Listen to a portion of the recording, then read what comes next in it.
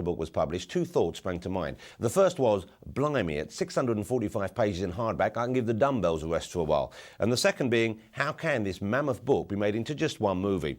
Well, while you dust off the dumbbells, I can assure you that the boy wizard's fourth year at Hogwarts has been deftly squeezed into a rather splendid cinematic event by director Mike Newell of Four Weddings fame, albeit one that weighs in at a bladder-challenging 2 hours and 40 minutes. Daniel Radcliffe returns as Harry, reunited with Hermione and Ron and once more doing battle against the dark arts.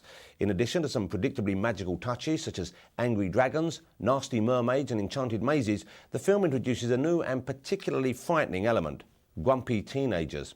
In particular, Ron Weasley of all people, not happy that Harry's been selected by the Goblet of Fire to represent Hogwarts in the prestigious but treacherous Tri-Wizard Tournament.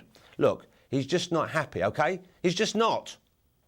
Ronald would like me to tell you that Seamus told him that Dean was told by Parvati that Hagrid's looking for you. Is that right? Well, what? Please don't do this. Dean was told by Parvati that... Please don't ask me to say it again. Hagrid's looking for you. Well, you can tell Ronald... I'm not an owl!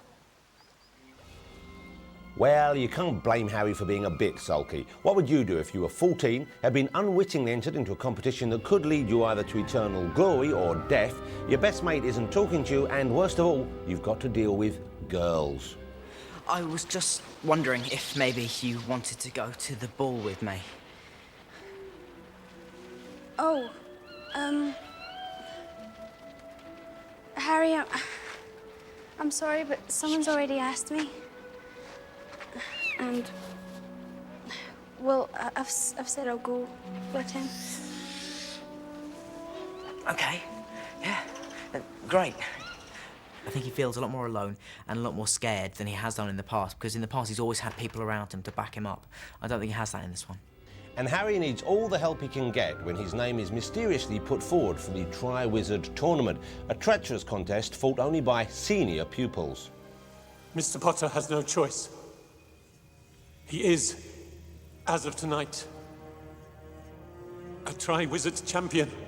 Harry Potter and the Goblet of Fire is markedly darker and scarier than the previous instalments in the series, earning Harry his first 12A certificate, with the Tri-Wizard Tournament being significantly more deadly than your average school sports day. These tasks are designed to test you. In the most brutal way, they're almost cruel.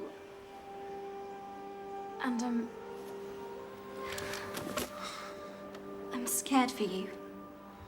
Marshalling the further adventures of Master Potter is Mike Newell, the first British director of the series. He treated us much more as adults than we ever had been before, which was really nice. He is famously renowned to be an actor's director, so I sort of felt for the first time that the acting was at the forefront of the film, and which is great from my point of view. I thought it was a great thriller, and I thought it was a very spooky thriller where the hero is all unknowing, stalked through a whole year by the devil. Though for all the director's credentials on character-driven films such as Dance with a Stranger, Four Weddings and Mona Lisa's Smile, the latest Potter adventure doesn't stint on the spectacle. All of the Quidditch World Cup was done on blue screen, and I was just gobsmacked when I saw it in the real thing because it's breathtaking. The dragon as well would be very high up the list of fantastic effects, I think. Because, you know, there's no frame of reference really for a dragon, because you have no idea what a real one would look like, because they're not real. So, you know, I think they did a fantastic job in both designing it and making it look real. Although not known for his adept use of CGI, the late, great Mr. Alfred Hitchcock has also had a hand in the film. Well, the main influence in this film, not for Harry, just for a film, was North by Northwest. Was the parallel we were making with this one, because it's about sort of a man who has had control of his life, has been taken out of his hands, and people are manipulating each event in his life to suit their own purposes. Did you put your name in a goblet of fire? No, sir. You asked one of the oldest students to do it for you? No, sir. You're absolutely sure? Yes, sir. But of course he is lying. The hell he is! The Goblet of Fire is an exceptionally powerful magical object. Only an exceptionally powerful confront its charm could have hoodwinked it. Magic way beyond the talents of a fourth year. It's a mark of the fact that my children are growing up fast while I resolutely refuse to mature that I was more excited than them at the prospect of another Potter picture. Yes, these one-time addicts of all things Hogwarts related had become a little disinterested with the passing of the years, but happily their enthusiasm was rekindled by this wonderfully entertaining adventure. Paring down an extremely long, possibly unwieldy book to a manageable duration that is paced to near perfection, this is the strongest film in the series so far. Of course, it's a little disconcerting to see Harry, Hermione and Ron turning into teenagers, but the exuberance and visual flair of the film are qualities to relish, along with the performances of top-notch actors who are enjoying themselves hugely. Michael Gambon is once again warm and lovable as Dumbledore, Maggie Smith throws herself with gusto into the role of Professor McGonagall, and Ralph Fiennes has never looked more handsome than he does when bringing to life the full-on villainy of Lord Voldemort. Given the fickle nature of teenage taste, at least in my household, I did wonder whether the Potter film franchise had the legs to reach the end of J.K. Rowling's planned sequence of 7 books. But here, director Mike Newell has given the series fresh impetus, and a film which was always sure to sell a lot of tickets very much deserves to do so.